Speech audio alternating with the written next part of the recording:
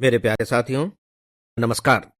Friends, फिलहाल हम लोग कंप्रिहेंशन पर बातें कर रहे हैं और आज मैं कंप्रिहेंशन के उन दो शब्दों पर बात करने जा रहा हूं, डिस्कस करने जा रहा हूं, जो अक्सर परीक्षा में पूछे जाते हैं।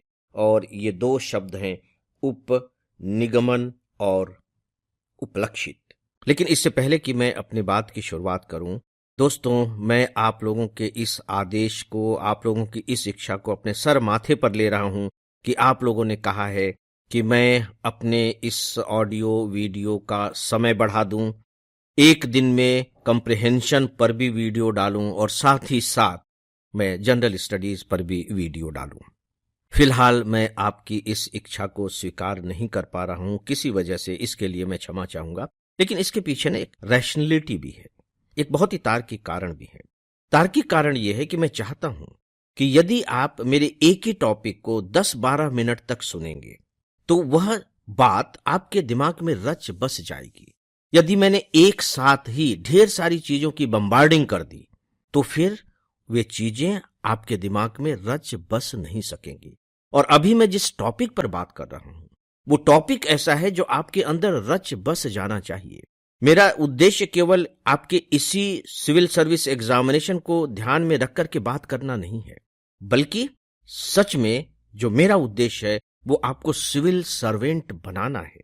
हो सकता है कि इस बार आप इसका लाभ उठाते हुए अपने लक्ष्य को पालें, और यदि दुर्भाग्य से ऐसा नहीं हुआ तो कम से कम ये तो न हो कि आपने जितना वक्त यहां मुझे दिया है वह यूं ही चला जाए, वो आपके साथ बना रहे और जिंदगी भर बना रहे। याद रखिए कि जो कंप्रिहेंशन है ना, ये केवल सिविल सर्विस एग्जामिनेशन को पास करने के लिए नहीं है, ये आपकी जिंदगी भर की पूंजी होगी। जब आप भाषा को समझ सकेंगे, भाषा बोलने वाले को समझ सकेंगे, भाषा लिखने वाले को समझ सकेंगे, और आप कल्पना करके देखिए कि क्या ये कम बड़ी बात होगी, ये बहुत बड़ी बात होगी। तो दोस्तों, मैं इसी बात को ध्यान में रख करके आप लोगों से कंप्रिहेंशन पर बातें कर रहा हूं। तो आइए अब हम शुरुआत करते हैं उप निगमन के ऊपर। उप निगमन, जिसे आप जानते हैं कि अंग्रेजी में कहा जाता है कोरोलरी, COROLLARY, उप निगमन। पहले हम इसके अर्थ को समझने की कोशिश करते हैं। उप को किनारे कर दीजिए, राष्ट्रपति, उपराष्ट्रपति, राइट? यानी कि राष्ट्रपति जो है वो प्रमुख है, लेकिन उपराष्ट्रपति कौन है? राष्ट्रपति अगर नहीं है तो उनके दायित्व को निभाने वाले उपराष्ट्रपति होते हैं। तो आप देखिएगा जितने भी प्रमुख पद होते हैं उनमें, चूंकि वो पद अपने आप में बहुत प्रमुख होता है, उसके बिना काम नहीं चल सकता, तो उसमें उप की व्यवस्था सामान्य तौर पर कर दी जाती है। ठीक है? उप यानी कि मुख्य नहीं, लेकिन उसी के जैसा कुछ, उप। बहुत क्लियर हो गया? अब यहां दूसरा शब्द है निगमन।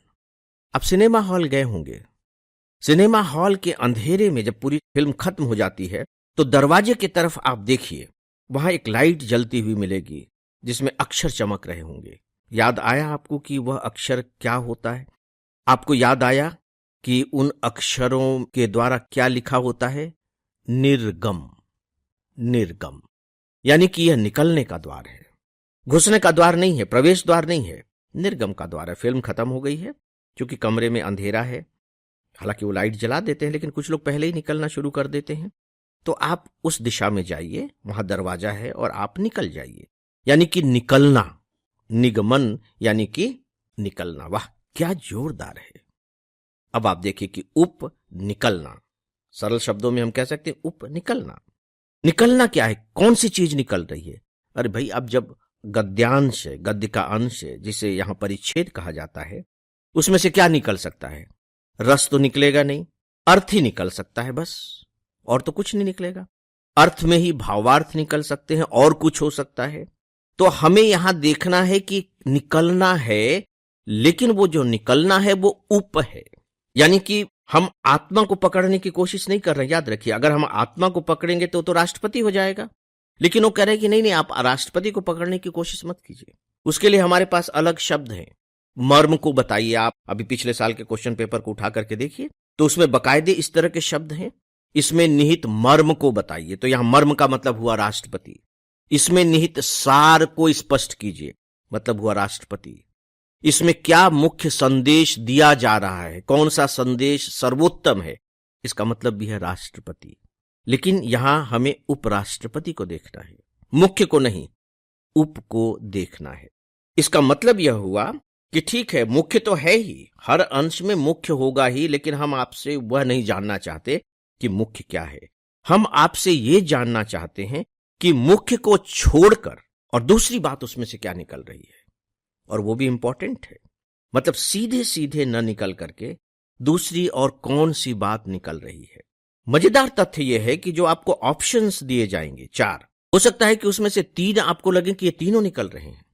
ऐसा नहीं कि उसमें से एक ही निकलेगा, क्योंकि उप हो गए ना, तो उप तो कई निकल सकते हैं। राजमार्ग तो एक होगा, लेकिन राजमार्ग से जो दूसरे मार्ग निकलते हैं, मुख्य मार्ग से जो दूसरी पगडंडियां निकलती हैं, वो तो कई कई होंगी।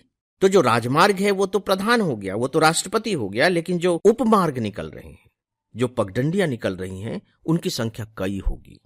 आपको उन्हें पकड़ना है। जैसे मान लीजिए कि 4 ऑप्शन दिए हुए हैं, उन 4 ऑप्शन में पता लगा कि 3 पगडंडियां हैं और तीनों सही हैं, इसी से निकली हुई हैं।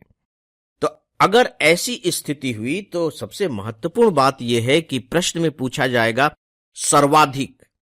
पिछले साल के क्वेश्चन पेपर को उठा करके देख लीजिए कि सर्वाधिक उपनिगमन, सर्वोत्तम उपनिगमन, यानी कि उन तीनों में भी बेस्ट कौन है। आप देख रहे हैं कितना मजेदार अभ्यास है, नहीं?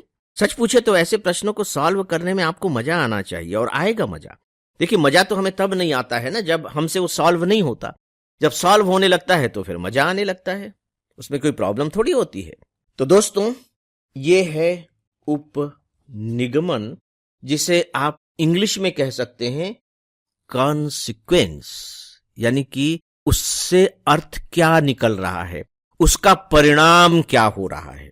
रिजल्ट भी आप कह सकते हैं, या यूं कह लीजिए कि उसका प्रभाव क्या पड़ रहा है।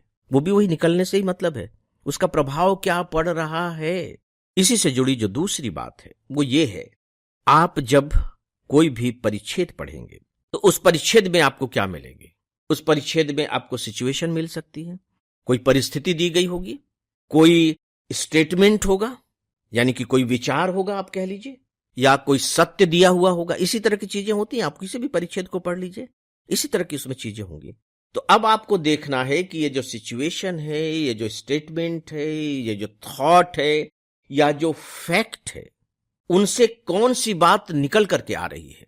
डायरेक्ट नहीं, उसमें से ऐसी कौन सी बात है जो निकल कर आ रही है। अगर मैं कह रहा हूं कि डायरेक्ट, तो आप डायरेक्ट को यह मान करके चलें कि जो सर्वाधिक हो, और जब मैं कह रहा हूं इनडायरेक्ट तो यह मानकर चलिए कि जो सेकेंडरी हो, थर्ड हो। और यदि डायरेक्ट शब्द का इस्तेमाल कर लिया गया है और कोरोलरी शब्द का इस्तेमाल किया गया है, तो फिर आपको उसकी आत्मा को नहीं पकड़ना है। ऑप्शन में जो दिए जाएंगे उनमें से एक को चुनना है। हां, अगर उस ऑप्शन में ही किसी आत्मा का उल्लेख कर दिया गया हो तो फिर आप उससे हिचकिए मत कि नहीं हम इसको कैसे ले सकते हैं। आप देखेंगे, आप पाएंगे कि अगर कोरोलरी शब्द का प्रयोग किया गया है तो ऑप्शन भी उसी तरह से दिए जाएंगे। तो दोस्तों, अर्थ निकला कि कोई भी ऐसी सिचुएशन, कोई भी फैक्ट, कोई भी थॉट, कोई भी स्टेटमेंट जिससे कुछ और रिजल्ट निकलता है, निगमन होता है। उदाहरण के तौर पर चलिए मैं एक बात आपके सामने रखना चाहूंगा। आप जब आईएएस बन जाएंगे, सपोज रिजल्ट आ गया, आप अपने शहर में हैं, आप अपने गांव में हैं, रिजल्ट आया, तो आप तो आईएएस बन गए, एक नौकरी मिल गई। लेकिन जैसे ही रिजल्ट आया और इसकी खबर गांव में फैली, आपके शहर में फैली, तो अब क्या हुआ सोच के देखिए। आपके पूरे के पूरे परिवार का जो स्टेटस है अचानक बढ़ गया, इज्जत बढ़ गई, लोग आने लगे। क्यों आने लगे? क्योंकि आप आईएएस बने। तो यहां घटना कौन सी घटित हुई है? आईएएस बनने की घटना। सूचना कौन सी मिली है? आईएएस बनने की सूचना। लेकिन उसका प्रभाव क्या हुआ है, उसका परिणाम क्या हुआ है कि आपके पूरे परिवार का स्टेटस बढ़ गया है।